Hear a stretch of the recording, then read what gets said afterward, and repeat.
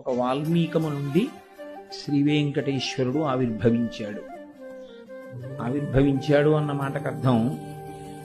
ఆయన వాల్మీకమునందు ప్రవేశించి బ్రహ్మగారు ధేనువుగా వచ్చి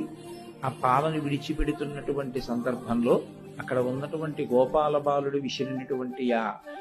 గొడ్డలి దెబ్బ గోవుకి తగలకూడదు అని కలియుగంలో గోవుని రక్షించవలసినటువంటి అవసరాన్ని నొక్కి చెప్తూ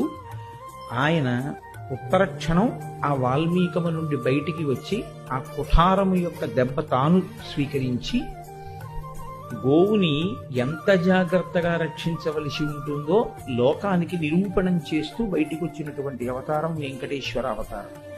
ఆనాటి నుండి ఈనాటి వరకు స్వామివారి దర్శనం సుప్రభాతం అవగానే చేసుకునేటటువంటి అదృష్టాన్ని పొందినటువంటి వారు సన్నిధిగొల్ల అని ఆయన వంశంలో వచ్చినటువంటి వారే ఇప్పటికీ దర్శనం చేస్తూ ఉంటారు అని మీతో